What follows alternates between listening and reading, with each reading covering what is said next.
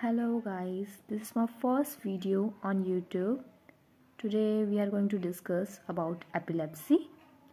So हमको epilepsy से पहले first आप हमको समझना पड़ेगा what is seizures. So let's understand the seizure first. Okay, what is seizure? When there is abnormal electric activity in brain. जब भी हम सीज़र के बारे में बात कर रहे हैं तो हमको बताना चाहिए सीज़र यानी वन एपिसोड, किसी भी चीज़ का एक एपिसोड हुआ है तो किस ब्रेन में एक एपिसोड हुआ है एबनॉर्मल इलेक्ट्रिक एक्टिविटी, सिर्फ एक ही एपिसोड के लिए हम बात कर रहे हैं यहाँ पे। इफ़ वो कंटिन्यूस हो रहा है कि बार बार रिपीट हो रहे हैं वो एपिसोड्स तो हम उसको बोलेंगे epilepsy. So first we are going to understand what is seizures. When there is abnormal electric activity in brain or CNS resulting in abnormal motor, sensory और psychomotor experience, या तो मोटर या तो सेंसरी या साइकोमोटर एक्सपीरियंस होंगे तो हम उसको बोलेंगे सीजर्स। अब हम एक एक एग्जाम्पल देख लेंगे मोटर, सेंसरी और साइकोमोटर का। सो मोटर में क्या हो सकता है, किसी को कंटिन्यूसली जर्किंग हो रहा है, हैंड जर्क हो रहा है, कोई मसल कॉन्ट्रैक्ट हो रहा है कंटिन्यूसली। और सेंसरी में देख सकते हैं प्यूपिल डायलेशन या तो फिर एबनॉर्मल च्यूइंग, लिप स्मैकिंग, वो हम सब डिटेल्स में आगे देखने वाले हैं। और साइकोमोटर में देख सकते हैं कि अचानक से किसी का बिहेवियर अग्रेसिव हो रहा है विदाउट एनी रीजंस। सो ये देख लिया हमने एक एक एग्जाम्पल। अब हम देखेंगे कि एपिलेप्सी क्या होता है। आई होप सीजर्स सबको यहाँ पे क्लियर हो रहा है, क्योंकि seizures only a one episode of abnormal electric activity in brain. अब वो कंटिन्यूसली हो रहा है, फ्रिक्वेंटली हो रहा है, स्पॉन्टेनियस हो रहा है, फिर हम उसको बोलेंगे एपिलेप्सी। सो अब एपिलेप्सी देखते हैं। अब हम देखेंगे what is epilepsy. So it is tendency for recurrent unprovoked seizures. हमने अभी सीजर्स देखे तो उसमें हमको कभी ना कभी कॉज तो मिल ही जाएगा कि हाँ ब्राइट लाइट की वजह से प्यूपिल डायलेशन हो रहा है या कोई ना कोई प्रोवोकेशन या एक्साइटिंग फैक्टर मिल जाएगा। अगर नहीं मिल रहा और कंटिन्यूसली वो रिपीट हो रहा है एपिसोड्स, तब हम उसको बोलेंगे epilepsy. So it is tendency for recurrent unprovoked seizure, usually 2 or more seizure characterized by recurrent episodes primarily of cerebral origin in which there is disturbance of movement यानी motor, sensation यानी sensory, behavior और consciousness में आएगा psychomotor। So I hope definition आपको अब clear हो गई होगी। अब हम देखेंगे ऐसा कौन सा एक्सेप्शन है जो हम सिंगल अटैक ऑफ सीजर्स के बाद हम बोलेंगे कि हाँ ये एपिलेप्सी है। तो हम देखेंगे जब हमको सिंगल सीजर के साथ कॉर्टिकल लेजन मिलता है, एग्जामिनेशन के बाद कॉर्टिकल लेजन प्रेजेंट है, तो हम उसको बोलेंगे epilepsy only after a single attack of seizures. Okay, now what is classification of epilepsy. So this is very important because हम सारे इसके पॉइंट्स हम डिटेल में देखने वाले हैं। सारे सीजर्स सिंपल, कॉम्प्लेक्स, जनरलाइज सब हम डिटेल में देखने वाले हैं। सो ब्रॉडली हम उसको क्लासीफाई करते पार्शियल और focal seizure, generalise seizure, unclassified seizure and at last status epilepticus. हम सारे के सारे पॉइंट डिटेल्स में देखने वाले हैं। सो फर्स्ट हम जा रहे हैं पार्शियल्स और focal scissor. Okay, last video में हमने देख लिया क्लासिफिकेशन ऑफ एपिलेप्सी। अब हम देख रहे हैं पार्शियल और फोकल सीजर्स। इसमें 2 टाइप्स होते हैं, simple partial seizures and complex partial seizure. First हम देखेंगे सिंपल पार्शियल सीजर्स। सिंपल क्यों बोल रहे हैं हम इसको, because it is without impairment of consciousness. अब हम इसके थोड़े साइंस एंड सिम्टम्स देख लेते हैं कि सिंपल में क्या क्या इन्वॉल्व हो सकता है। सो साइंस एंड सिम्टम्स में है conversion jerking, chewing motion, lip smacking, sweating, flushing, pupil dilation, hallucination, dysphasia. ये हो गया हमारा सिंपल। सिंपल क्यों बोल रहे हैं, because it is without impairment of consciousness. Complex partial seizures में देखेंगे तो फर्स्ट क्या पॉइंट मिलेगा हमको, इम्पेयरमेंट ऑफ कॉन्शियसनेस। तो ये डिफरेंस हो गया सिंपल और कॉम्प्लेक्स का। और क्या क्या हो सकता है पार्शियल कॉम्प्लेक्स पार्शियल सीजर्स में? So abnormal behaviour, aggressive behaviour, automatism and visual, auditory और ऑल्फैक्टरी हेलुसिनेशन। सिंपल है। पार्शियल और फोकल सीजर्स में दो टाइप के होते हैं, फर्स्ट सिंपल और कॉम्प्लेक्स। सिंपल में क्या क्या देख लिया हमने कि वहाँ पे कोई भी टाइप का इम्पेयरमेंट ऑफ कॉन्शियसनेस नहीं है, और सेकंड में हमने देख लिया कि इम्पेयरमेंट ऑफ कॉन्शियसनेस है। अब ये सिम्टम्स है जो च्यूइंग मोशन, लिप स्मैकिंग, ये सब किस पे डिपेंड करता है? वो सब जो ब्रेन का पार्ट इफेक्ट हुआ है, फोकल है यानी एक लोकल एरिया का जो पार्ट इफेक्ट हुआ है, वो साइंस एंड सिम्टम्स उस पर डिपेंड करता है। सो अब हम देखेंगे कॉजेस क्या हो सकते हैं। सो अब हम देख रहे हैं कॉजेज ऑफ फोकल सीजर्स। तो इसमें एक न्यूमोनिक है, विटामिन डी, आप ये न्यूमोनिक याद रखोगे तो आपको ऑटोमेटिक सारे कॉजेस याद हो जाएंगे। सो फर्स्ट है V for vascular disease. Vascular disease में क्या क्या इन्वॉल्व हो रहा है? Intercerebral haemorrhage, AV malformation, cerebral infarction and cavernous haemangioma. Then आ रहा है I for infective and inflammatory. Infective में क्या क्या आ रहा है? Cerebral abscess, HIV encephalitis, tuberculoma, cysticercosis, toxoplasmosis, subdural empyema. And inflammatory में दो, सार्कोइडोसिस एंड वेस्कुलाइटिस। सो ये दो क्लियर हो गए, वी हो गया, आई हो गया। देन क्या आ रहा है? T for trauma. तो कौन से ट्रॉमा हो सकते हैं? सो एपिड्यूरल हेमरेज, सबड्यूरल हेमरेज। सो ये तीन क्लियर है। अब आ रहा है ए फॉर ऑटो इम्यून एनसेफेलोपैथीज। अब आपको ये सब नोट्स चाहिए तो मेरा इंस्टा पेज है, मैं डिस्क्रिप्शन में डाल दूँगी, आप वहाँ से डायरेक्ट लिख सकते हो। सो हो गया ए के बाद क्या आ रहा है? M for mesial temporal sclerosis, M हो गया। देन विटामिन आई से क्या आ रहा है? इडियोपैथिक एंड इन्फेंटाइल, ये आपको ध्यान रखना है। इडियोपैथिक में 2 और इन्फेंटाइल में 1 ही है सिर्फ, इन्फेंटाइल हेमिप्लेजिया। इडियोपैथिक में बिनाइल रोनाल्डिक एपिलेप्सी ऑफ चाइल्डहुड, और सेकंड क्या है? Benign occipital epilepsy of childhood. So I hope यहाँ तक आपको क्लियर हुआ होगा। ये सारे कॉजेस है और इस पे डिपेंड करते हैं कि कौन से क्लिनिकल फीचर्स हमको दिखेंगे। साइंस एंड सिम्टम्स इस पे ही डिपेंड करता है कि किस रीज़न से उसको सीजर्स हो रहा है। सो आई तक हो गया। लास्ट क्या आ रहा है? विटामिन एन में neoplasia primary and secondary. D and G dysembryogenic, childhood से है तो उसमें 2 है। Okay, cortical dysgenesis and Sturge Weber syndrome.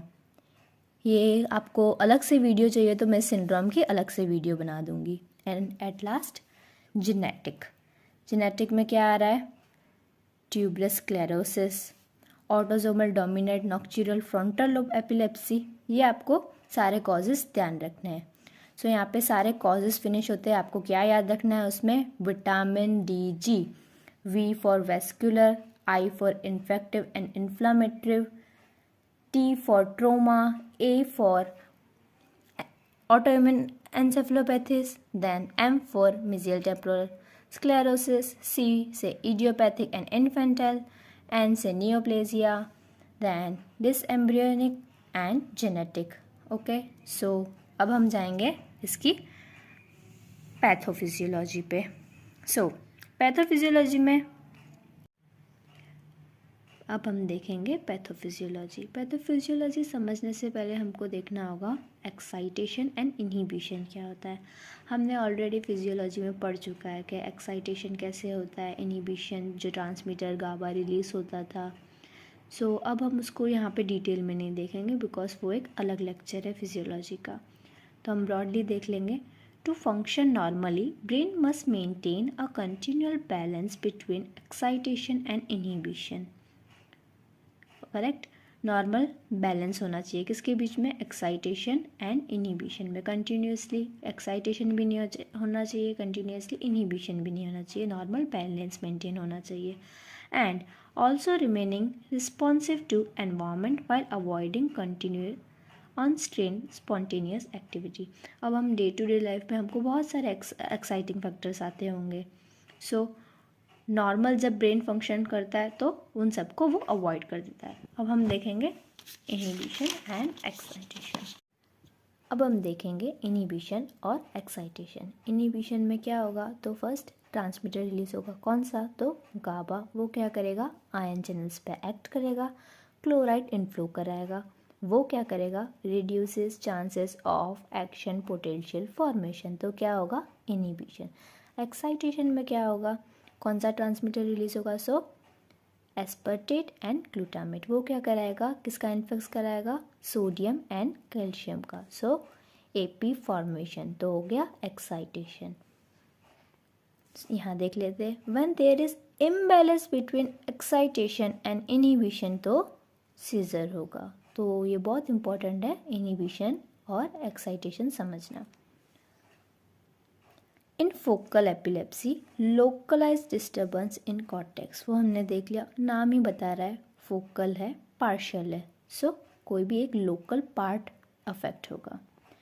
Any disturbance of cortical architecture and function can precipitate this, whether focal infection, tumour, haematoma और trauma related scarring. अब हम देखेंगे. यहाँ पे हमको समझना है कि कैसे क्लिनिकल सिम्टम्स आएंगे. तो हमने ऑलरेडी देख लिया है कि जो ब्रेन का पार्ट अफेक्ट करेगा वो उस पर डिपेंड होगा. If focal scissor remain localise, symptom experience depend on which cortical area is affected. Usually focal में क्या होगा, only one side of brain, only one hemisphere affect होगा. ओके, सो आई होप आपको पैथोफिजियोलॉजी यहाँ पे क्लियर हो रही है. अब हम देखेंगे क्लिनिकल फीचर. हमको क्लिनिकल फीचर में हमको याद रखना है, क्या याद रखना है कि डिपेंड किस पे करता है कि यहाँ पे कौन सा पार्ट अफेक्ट हुआ है. सबके हमने देखा है कि मोटर, सेंसरी एरिया सब में अलग है, तो उस पर डिपेंड करता है. सो हमने डेफिनेशन में पढ़ा, क्या पढ़ा कि सीजर्स में क्या क्या हो सकता है, मोटर चेंजेस आ सकते, सेंसरी और साइकोमोटर. तो क्लिनिकल फीचर्स में भी हम ऐसे ही देखेंगे. मोटर में क्या हो सकता है, एटोनिक, टॉनिक, क्लोनिक. अभी हमको पता है टोनिक क्या होता है, क्लोनिक क्या होता है. मतलब किस उसमें जर्किंग होती है, उसमें पूरी बॉडी स्टिफ हो जाती है. वो सब भी मैंने डिटेल्स में थर्ड पार्ट में वो आपको सब कुछ मिल जाएगा. सो अभी ब्रॉडली देख लेते हैं फोकल मोटर में क्या क्या हो सकता है, मोटर फीचर्स में क्या क्या आ सकते हैं. सो एटोनिक, टोनिक, क्लोनिक, मायोक्लोनिक, जैक्सियन. इस पर क्या होगा, स्टेप बाय स्टेप, मतलब एक छोटे से पार्ट में हुआ होगा, फिर पूरी बॉडी और अदर एरियाज को इन्वॉल्व करेगा. तो उसको बोलेंगे मार्च. नाम से ही पता चलता है मार्चिंग करते हैं, मार्च. ओके. अब फोकल सेंसरी, फील पेन और paraesthesia, visual hallucination, hear abnormal sounds, smell abnormal smell, abnormal taste. अब ये सब किस पे डिपेंड करता है कि ये कब फीचर्स आएंगे. अब हमको नहीं पता ना कौन सा पार्ट इफेक्ट होगा, सब में अलग अलग हो सकता है. सो सारे ये सब हमको मिल सकता है. अब हम क्या देखेंगे, psychomotor. Okay, ANS and psychological. तो उसमें क्या हो सकता है, एएनएस में क्या हो सकता है, increase heart rate, increase BP, increase salivation. ठीक है. इमोशनल में क्या हो सकता है, एंग्री, हाइपरसेक्सुअल. ओके, ये सब हमको साइकोमोटर में याद रखना है. अब तेजावू, डीपर्सनलाइजेशन, मतलब उसमें क्या होता है कि उसको लगता ही नहीं है कि कुछ भी रियल है, ऐसी ऐसी फीलिंग्स आएगी उसको. तो वो सब साइकोमोटर्स में आएगी. ओके. अब हमने आगे देखा था कि कॉन्शियसनेस. अभी हमने देखा ना, सिंपल में कोई भी इम्पायरमेंट नहीं है और कॉम्प्लेक्स में इम्पायरमेंट हो रही है. तो ऐसा क्यों, तो इसका रीज़न होगा. तो when RF and thalamus RF क्या है वो आपको पता होगा, नहीं पता तो आप कमेंट सेक्शन में मुझसे पूछ सकते हो। So when RF and thalamus affect, क्या होगा, इम्पेयरमेंट ऑफ कॉन्शियसनेस। ओके, अब ऑरा। अब अटैक आने से पहले हमको कैसे पता हो सकता है, मतलब किसी किसी को ऑरा फील्स होते हैं। सो यहाँ पे कौन से हो सकते हैं, deja vu, nausea, automatism, chewing and lips pack. So यहाँ पे फोकल और पार्शियल फिनिश होता है। बाकी क्या रहता है इसकी ट्रीटमेंट, तो ट्रीटमेंट तो हम फोकल और जनरलाइज के साथ में ही देखेंगे बिकॉज उसमें कुछ अलग नहीं होता। सो यहाँ पे आज का लेक्चर फिनिश होता है और हम थर्ड पार्ट में देखेंगे जनरलाइज सीजर्स। ओके, आज है हमारा थर्ड पार्ट ऑफ एपिलेप्सी। इसमें हम देखेंगे जनरलाइज सीजर्स। अगर आपने फर्स्ट और सेकंड पार्ट नहीं देखा तो पहले वो देख लेना, सो आपको ये एकदम क्लियर हो जाएगा। ये लास्ट पार्ट होगा, इसमें ट्रीटमेंट भी इन्वॉल्व रहेगी। ठीक है, तो पहले देखेंगे हम। It affects both hemisphere of brain. Focal में हमने देखा था it affect only one side of hemisphere. ठीक है, अब देखेंगे कौन से टाइप्स की एपिलेप्सी इसमें आ सकती है। फर्स्ट है इडियोपैथिक एपिलेप्सी। इसमें यानी कॉज नोन नहीं है, तो उसमें क्या क्या हो सकता है, एज रिलेटेड, जेनेटिक ओरिजिन। और सेकंड है सिम्टोमेटिक। अब वो डिपेंड करता है कि कौन सा पार्ट अफेक्ट हुआ है, तो उसके हिसाब से सिम्टम आएंगे। यानी कॉर्टिकल एरिया में कौन सा मोटर एरिया अफेक्ट हुआ है, कौन सा सेंसरी एरिया अफेक्ट हुआ है। थर्ड हम देखेंगे cryptogenic epilepsy, disorders of hidden course, age related, usually age related होगा। ठीक है, अब देखेंगे एब्सेंस सीजर क्या होता है। This is very important. इसको हम क्या बोलते हैं, दूसरा पेटिट माल। एब्सेंस सीजर हमको यूजुअली पता नहीं चलता ये सीजर का अटैक था। ठीक है, तो most common in children, alteration of consciousness, lasting only 10 to 30 seconds. यानी कंटिन्यूसली हमने देखा है कभी कभी बेबी कंटिन्यूसली एक ही जगह पे स्टेयर करता है 30 to 40 सेकेंड्स, तो हमको क्या लगेगा वो कि वो डे ड्रीमिंग कर रहा है या ऐसा कुछ, तो हमको पता नहीं चलेगा कि ये एक सीजर का अटैक था। इसलिए हम इसको क्या बोलते हैं, एब्सेंस सीजर, और क्या बोलते हैं, petit mal. Okay, staring, loss in postural tone, onset occur from 3 to 16 years, disappear by 40 years. Usually जो भी 30% ऑफ एपिलेप्सी 40 ईयर्स या 35 ईयर्स तक खुद ही डिसअपियर हो जाती है विदाउट एनी ट्रीटमेंट। ओके, सो उसको हम क्या बोल सकते हैं, डे ड्रीमिंग। हम मतलब एक ही जगह पे स्टेयर कर रहा है विदाउट ब्लिंकिंग। ओके, अब हम देखेंगे मायोक्लोनिक। मायो यानी क्या, मसल। क्लोनिक हमको पता है क्या होता है, कंटिन्यूसली जर्किंग हो रहा है, या उसमें हम बोलेंगे क्लोनिक। ठीक है, myoclonic, involuntary jerking of facial limbs और ट्रंक मसल, कोई भी मसल्स की इनवॉलंटरी जर्किंग। क्लोनिक का मतलब क्या होता है, इनवॉलंटरी जर्किंग। मायो का मतलब मसल। देन हम देखेंगे टोनिक। अब टोनिक, अब हमको पता चला कि टोनिक क्यों होता है, क्लोनिक क्यों होता है, तो पहले हम वो समझेंगे। अब न्यूरॉन से हमने देखा लास्ट वीडियो में कि उसमें हमने समझाया ना कि इनहिबिशन, एक्साइटेशन कैसे होता है। ठीक है, तो न्यूरॉन कंटिन्यूसली फायर करता है, कभी इनहिबिशन होता है, कभी एक्साइटेशन होता है। When neurons agonist and antagonist, या भी इसका मतलब क्या हुआ, एगोनिस्ट का मतलब क्या हुआ, एक्साइटेशन हो रहा है, एंड एगोनिस्ट का मतलब क्या हुआ, इनहिबिशन हो रहा है। तो ये दोनों प्रोसेस साथ में हो रहा है। When neurons agonist and antagonist fire simultaneously, तो क्या हो जाएगा, बॉडी यहाँ से एगोनिस्ट आया, यहाँ से एंटागोनिस्ट आया, तो क्या हो जाएगा, न्यूट्रल हो जाएगा। तो वहाँ पे क्या हो जाएगा, बॉडी स्टिफ हो जाएगा। इसका मतलब क्या हुआ, टोनिक। ठीक है, हम इसको बोलते हैं टोनिक, बॉडी स्टिफ हो जाना उसको बोलते हैं हम टोनिक। अब देखेंगे क्लोनिक। अब टोनिक में क्या हो रहा था, दोनों साइमल्टेनियसली हो रहा था। अब इसमें फर्स्ट एगोनिस्ट फायर, तो एगोनिस्ट में क्या हो रहा है, एक्साइटेशन हो रहा है, तो मसल क्या हो जाएगा, जर्क होगा। ठीक है, मसल कॉन्ट्रैक्ट होगा। देन एंटागोनिस्ट तो स्टिफ हो जाएगा। तो पहले कॉन्ट्रैक्ट हुआ फिर स्टिफ हुआ, तो उसको ही हम क्या बोलते हैं, जर्की मूवमेंट्स। सो पता चलेगा क्लोनिक में क्या होता है, first agonist fire and then antagonist, ठीक है, कॉन्ट्रैक्ट एंड रिलैक्स अल्टरनेट, उसको हम क्या बोलेंगे, क्लोनिक। एब्सेंस सीजर्स देखे हमने, एब्सेंस में क्या था कि कंटिन्यूसली कहीं पे स्टेयर कर रहा है 10 to 30 सेकंड। फिर हमने देखा मायोक्लोनिक, मायोक्लोनिक का मतलब मसल, और क्लोनिक का मतलब क्या था, इनवॉलंटरी जर्किंग, कोई भी मसल का इनवॉलंटरी जर्किंग। टोनिक में क्या हो रहा था, बॉडी स्टिफ हो जा रहा था, ठीक है।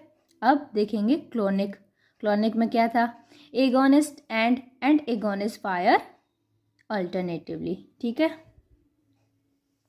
अब देखेंगे टोनिक क्लोनिक, उसको बोलते हैं हम ग्रांड माल, ठीक है। अब इसमें क्या हो रहा है, पहले दोनों साइमल्टेनियसली जैसे टोनिक में हो रहा था, when first agonist and agonist fire simultaneously, then alternatively. तो पहले क्या होगा, टोनिक वाला फेज होगा, फिर होगा क्लोनिक वाला फेज। जब when first agonist and agonist fire simultaneously, तो क्या होगा, टोनिक। देन अल्टरनेटिव फायर करेगा, जैसे क्लोनिक में हो रहा था, एगोनिस्ट एंड बाद में एंटेगोनिस्ट, वो क्लोनिक फेस होगा। तो अभी टोनिक फेस में क्या क्या हो सकता है, टोनिक फेस में क्या क्या हो सकता है, body becomes rigid and falls to ground, respiration interrupted, back arches. अब इसके लिए बैक आर्च एपिलेप्सी में बहुत कॉमन है, इसके लिए हम एक टर्म भी यूज़ करते हैं, सो आप मुझे कमेंट बॉक्स में बताना वो क्या टर्म है। Last about a minute, tonic face, okay.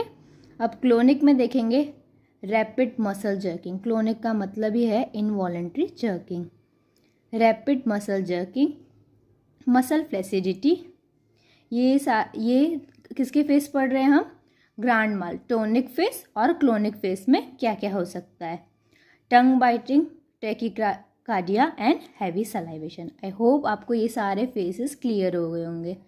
कौन से, absence seizure, myoclonic, tonic, clonic and grand mal. Absence seizure को और हम क्या बोलते हैं, पेटिट माल। सो अब है एटोनिक सीजर्स, हमने पहले कौन से देख लिए, तो पहले absence seizure, myoclonic, tonic, clonic and then grand mal, उसमें क्या था, tonic and clonic together, okay. अब एटोनिक सीजर में क्या होगा, sudden loss of postural tone. अब एटोनिक का मतलब ही क्या, टोन नहीं है, तो sudden loss of postural tone, falls to ground primarily in children में होगा, तो क्या होगा, बेबी डायरेक्ट गिर जाएगा यूजुअली, ओके। अब देखेंगे कॉजेज, कॉजेज सिर्फ इतने ही नहीं है, हमने ऑलरेडी जो फोकल में पढ़े थे, आपको याद होगा, विटामिन डी जी न्यूमोनिक देखा था हमने, वो सारे, एंड ये जो अभी उसके अलावा जो बचते हैं वो यहाँ लिखे हुए हैं मैंने, ओके, ठीक है, मैंने नीचे लिख भी दिया है, अदर कॉजेज फ्रॉम फोकल। अब इसमें कौन सा एक इन्वॉल्व है, सिर्फ metabolic disease, hypocalcaemia, hyponatraemia, liver failure, renal failure और हाइपोग्लाइसेमिया, और वो विटामिन डी जी वाले सब यहाँ पे इन्वॉल्व करने जनरलाइज में, okay. So I hope causes फिर से नहीं बोलने पड़ेंगे। सो अब हम देखेंगे पैथोफिजियोलॉजी। हमने पहले कॉमन पैथोफिजियोलॉजी देखी थी, कैसे एक्साइटेशन होता है, कैसे इनहिबिशन होता है। सो सेम प्रोसेस यहाँ पे है, पहले एक्साइटेशन कैसे होता है, इनहिबिशन क्या होता है, वहाँ पे इम्बैलेंस होगा तो क्या होगा, सीजर। सेम हमको पहले यहाँ लिखना है, ठीक है। पर अब जनरलाइज्ड है तो इसमें ज़्यादा एरिया इन्वॉल्व होगा, ऑफकोर्स वो फोकल था तो एक पर्टिकुलर लोकल एरिया ही इन्वॉल्व था। सो अब इसमें देखेंगे abnormal activity originating in central mechanism controlling cortical activation then spreading rapidly. Of course generalise है तो उससे तो ज़्यादा ही एरिया इन्वॉल्व होगा, यूजुअली पूरी बॉडी ही इन्वॉल्व होती है, या तो डिपेंड करता है कौन से साइड का हेमिस्फीयर ज़्यादा इन्वॉल्व हुआ है, okay. So constitute 30% of all epilepsy always become apparent before age of 35। अभी हमने डिस्कस किया एब्सेंस सीजर में कि usually 30% of epilepsy always become apparent before age of 35 without any treatment, okay. So अब हम देखेंगे क्लिनिकल फीचर्स। तो generalise में हमेशा लॉस ऑफ कॉन्शियसनेस होगा, हमने फोकल में देखा था सिंपल और क्या होता है कॉम्प्लेक्स, तो सिंपल में without impairment of consciousness, okay. So हमेशा जनरलाइज में there is loss of consciousness, okay. अब पोस्ट इक्टियल स्टेज, इसका मतलब क्या हुआ, अभी अटैक नहीं हुआ, उससे पहले हमको पता एक ऐसा ऑरा मिलता है, जैसे हमने वहाँ पे भी ऑरा पढ़ा, तो उसमें ये इन्वॉल्व होंगे। तो पर्सन कैसा लगेगा हमको, कंफ्यूज्ड, लिथार्जिक यानी उसको बहुत वीकनेस लगेगी, एमनेशिया यानी हर छोटी छोटी चीज़ भूल जाएगा वो, ठीक है। Focal scissor with impairment of consciousness, ये तो हमको पता ही है। कॉम्प्लेक्स होता है तो कॉम्प्लेक्स यूजुअली आगे जाके कभी ना कभी तो जनरलाइज में कन्वर्ट होता ही है, okay. Todd's paralysis, Todd paralysis क्या है, तो one side of body paralysis हो जाती है, ये यूजुअली टेम्पररी होता है, ओके। सो क्लिनिकल फीचर में ये देख लिया हमने कि ये सारे सेंसरी सिम्टम्स हमको मिल सकते हैं। फिर अभी हमको क्या मोटर सिम्टम्स देखने हैं, ओके, मोटर एंड ANS के, ठीक है। मोटर में क्या होगा, इफ़ इन्वॉल्व्स रेस्पिरेटरी मसल्स तो क्राई और इनवॉलेंट्री स्क्रीम, अब उसका जर्की मूवमेंट होगा, सोचो अब रेस्पिरेटरी मसल्स का मूवमेंट होगा इनवॉलेंट्री, ठीक है। तो उसमें से क्या हो सकता है, ऐसे जैसे स्क्रीम कर रहा है कोई, ऐसी आवाज़ आ सकती है, या तो क्राई ऐसी आवाज़ आ सकती है, ओके, वो सब इनवॉलेंट्री होता है। Then if involves eye, then upward movement of eyes, okay. if involves oropharyngeal muscle, pulling of oral secretion, अभी किसी ने कुछ खाया है डायरेक्टली, और डायरेक्टली वो सारी सीक्रेशन, ओरल सीक्रेशन, जैसे वहाँ पे रेट्रोग्रेड मूवमेंट हो रही है, ठीक है। तो कब होगा, तो जब ओरोफेरेंजियल मसल इन्वॉल्व होंगे, okay. Constriction of mastication muscle, tongue biting, हमने देखा है एपिलेप्सी में, जब कोई भी एपिलेप्सी का अटैक आता है तो गिर जाता है, तो उसकी यूजुअली टीथ के बीच में उसकी टंग आती है, उसको क्या बोलते हैं हम, टंग बाइटिंग, ओके। ये सारे इंपॉर्टेंट फीचर्स है, ये सब हमको देखने से ही पता चल जाएगा हाँ कि इसको एपिलेप्सी का अटैक आ रहा है। हम usually day to day life में हमने कभी ना कभी तो किसी को देखा ही होगा, ठीक है। अब आ रहा है हम डायग्नोसिस पे। पहले तो अगर हिस्ट्री ऑफ सीजर्स है, तो हिस्ट्री ऑफ सीजर्स है तो मतलब 3-4 बार उसको अटैक आ चुके हैं, तो हम उसको क्या बोलेंगे, हाँ इसको एपिलेप्सी है डायरेक्ट। और कोई हमको सिम्टम्स ना भी मिले तो हमको इससे हमको कंसीडर कर देना है, हाँ it is a case of epilepsy. First time seizure तो पूरा डिफरेंट हो जाएगा, पहले हिस्ट्री ऑफ सीजर देखेंगे तो हमको क्या बोलना है कि हाँ ये एपिलेप्सी है। तो फिर अब हम देखेंगे कि अगर इसको एपिलेप्सी ऑलरेडी डायग्नोस्ड है तो फिर से अटैक क्यों आ रहा है, तो हम उसकी ड्रग्स देखेंगे। Assess adequacy of AED, what is AED, so anti epileptic drug. अब उसका हम लेवल चेक करेंगे, अगर लेवल डिक्रीज्ड है तो हमको क्या करना है, इंक्रीज डोज करना है, ओके। अगर लेवल डिक्रीज है तो हम क्या करेंगे, उसका इंक्रीज डोज करेंगे। अगर नॉर्मल लेवल है तो switch to other AED, anti epileptic drug. Then अगर नॉर्मल है लेवल, हम इंक्रीज डोज कर रहे हैं, अब मैक्सिमम हो गया है डोज, तो फिर हम क्या करेंगे, switch to other AED। I hope ये क्लियर होगा आपको, ओके। अब हम देखेंगे एग्जामिनेशन। अभी हमने देखा था डायग्नोसिस, ओके। एग्जामिनेशन में हमको क्या मिलेगा, presence of neurological signs, okay. कौन सी साइंस मिल सकती है, hemiparesis, dysphagia, field defect, may lateralize or localize a structural lesion, okay. Then dysmorphism and learning disability, usually ये चाइल्ड में देखना मिलेगा। may suggest a chromosomal disorder जो जेनेटिक है, हमने देखा था ना इडियोपैथिक एपिलेप्सी में जेनेटिक ओरिजिन हो सकता है। एंड प्रोग्रेसिव फीचर कौन से, डिमेंशिया, यानी क्या, डिमेंशिया यानी छोटी छोटी जैसे चीज़ें होती है, बच्चे को याद नहीं रहती है, ओके। ऐसे एटेक्सिया यानी अपनी बॉडी मूवमेंट्स पे उस पर कंट्रोल नहीं होती है। Worsening myoclonus, okay. ये सब क्या सजेस्ट करेंगे, suggest a neurodegenerative disease. और during the attack pupil dilate, ये usually mother and father history देंगे, जब बच्चे को ऐसा हुआ था तो ऐसा सब हुआ था, ओके। देन इन्वेस्टिगेशन में हम क्या कराएंगे, एक ही इम्पॉर्टेंट है EEG, जैसे हार्ट में इलेक्ट्रिक एक्टिविटी कौन दिखाता है, ECG, यहाँ कौन दिखाता है, EEG, ओके। सो ये कंफर्म कर देगा 100%, बिकॉज एपिलेप्सी और सीजर्स में क्या था, उसमें एबनॉर्मल एक्टिविटी इन ब्रेन ही था ना, और CNS। सो EEG 100% हमको कंफर्म कर देगा कि ये एपिलेप्सी का ही केस है। ओके, सो क्या क्या देखना, डायग्नोसिस देखेंगे, एग्जामिनेशन, देन इन्वेस्टिगेशन। सो अब क्या बचा है, सिर्फ ट्रीटमेंट। ओके, सो अब देखेंगे हम ट्रीटमेंट। सो ट्रीटमेंट में फर्स्ट आता है सोडियम आयन चैनल इनहिबिटर। अब आपको याद होगा, हमने पैथोफिजियोलॉजी में पढ़ा था एक्साइटेशन कैसे होता है। तो पहले ट्रांसमीटर रिलीज होगा तो वो क्या कराता है, सोडियम और कैल्शियम का इन्फ्लक्स, तो होता है एक्साइटेशन। तो हम यहाँ पे दोनों के इनहिबिटर्स देंगे, ठीक है, sodium ion channel inhibitors. Okay, तो वो क्या करेगा, decrease action potential. Okay, clear.